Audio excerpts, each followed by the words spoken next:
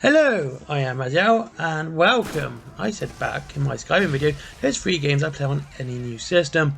Borderlands, the first one, is on that list. Now, the reason for this is because I know how it looks on playing on its lowest setting, how it plays using both keyboard and controller. It is also one of the first games I played on the PlayStation 3. It's set on the desolate planet of Pandora, and is a first-person looter-shooter action role-playing game. And it's also had many releases on many systems. I personally have finished Borderlands on Xbox 360, PlayStation 3, Xbox One, PC, PlayStation 4 and the Nintendo Switch. Yes, I have played it on all of those and I have finished it on all of those. As you can see, I have also played Borderlands quite extensively, so here is my review, or my opinion, or my thoughts on it, whichever one you wish.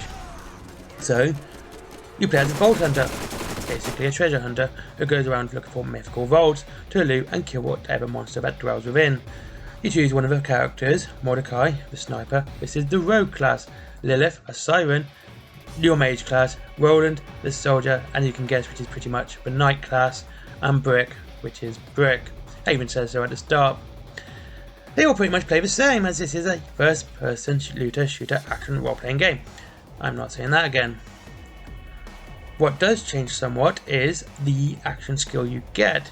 Each has a unique one. Mordecai has his Hawk Bloodwing, which when leveled up can one-shot some enemies as it hits them. Roland has a Scorpio turret.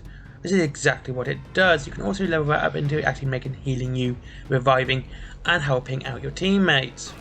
Lilith can phase walk, which can quickly regenerate your health and does insane damage, and Brick just goes berserk. It's quite fun. There's a lot of humour in Borderlands and it's quite interesting to watch. I enjoy watching it and playing it because of the humour as well. So, the world is broken up into several parts, each for pretty much desolate deserts. There's very little variety in the game, which is quite a shame to be honest with you, but they're all large and open, giving you plenty of space to explore.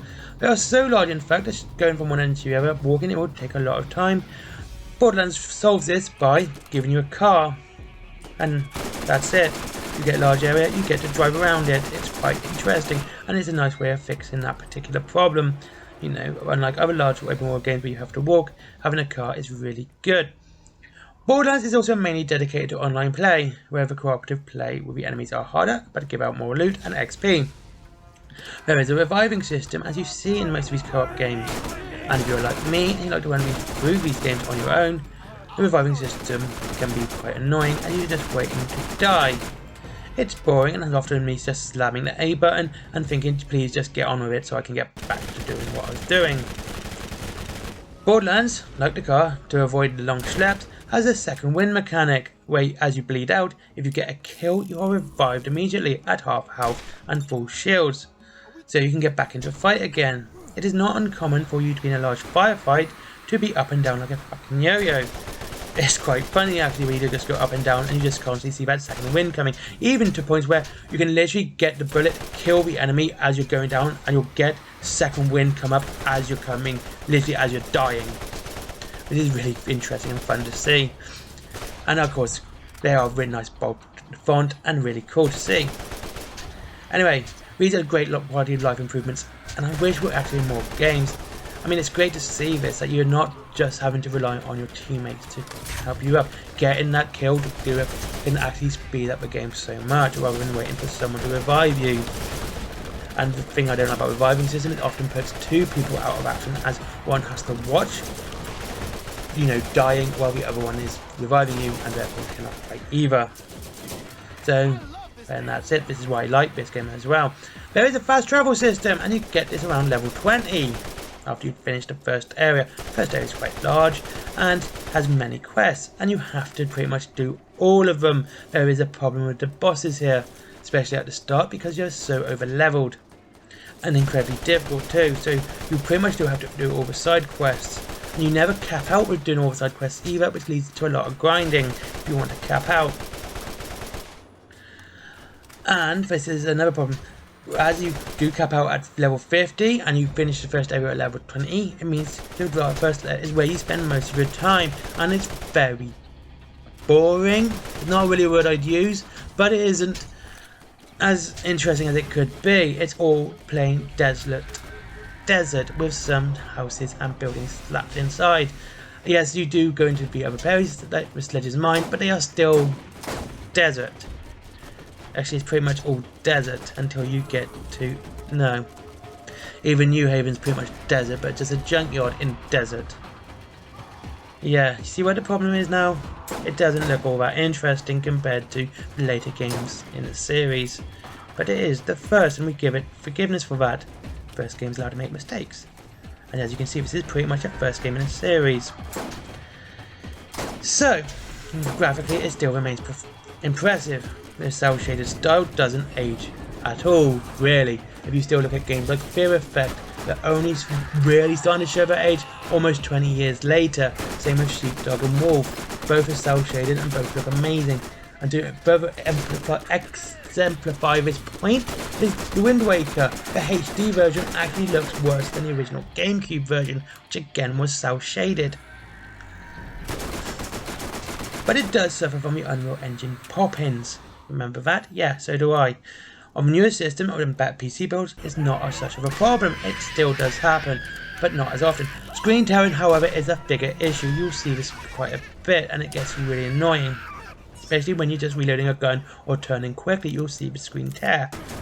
And that's it for graphics. It is pretty good, but of course it still shows its age a little bit with things like popping and graphic tearing. And that's it. Anyway, finally, story is very basic. You play as a vault hunter. You go to Pandora to find a vault. You find the vault. There is no real antagonist. There is some bandits that get in your way, and the Atlas Corporation. This is a gun company, by the way. These play a major part in the Borderlands series. They never really play a large part in the game outside of obstacles you have to try and stop you. Yeah, then, actually, to be honest with you, as you probably know anyway, I'm a fan of games with minimal plot. Borderlands has a minimal plot and large areas to explore. This is why I love it so much. However, the blow-up series plot does evolve and gets better throughout. And I have to mention this to avoid comments. The first game has very little plot. There is a bit of backstabbing with Tannis, but that gets twisted back so quickly I shouldn't have really mentioned it. Yeah, shit, pretty much it goes I don't worry who told who. Yeah, Tannis has given us the key. Oh, now I have to rescue Tannis. That is how quickly that plot turns around. And I'm not even joking, it is done within about 5 minutes of each other. And a game that can last you hundreds of hours, so you can see how pointless it is. But to be honest with you as well, the completing the main game doesn't take you long, it takes about 40 hours. Didn't take me, I think it takes me about 30 now, but I do really like to explore, so that's just me. Anyway, I love this game. It looks so good, it plays well, it keeps me entertained for hours. I've finished it so many times, and I will probably finish it again not that far in the future as well. I've only just finished playing it again, and I played through the Claptrap first time on the Xbox. I actually played through the Claptrap DLC too. And mentioning the DLC, I will be doing a whole month of DLC related to games I love in April. So this will be Borderlands, Borderlands 2, Skyrim, and I don't know the first one. We'll find out. It'll be interesting for all to see. Anyway, thank you very much for watching. I have been Raziel. I hope you enjoyed this review. I hope you enjoyed watching the game. And I hope you all have a great day. Enjoy your hobbies. As always, links to Element Games if you're into Warhammer and other war games is down below. Or Better Planet if you like comics and stuff like that, down below. If you want to support me in a more personal way, you can buy my comics and my t-shirts. Links to both of them down below. And of course, as always, you know my thoughts on that. And that's down below as well. Thank you very much for watching. Have a great day.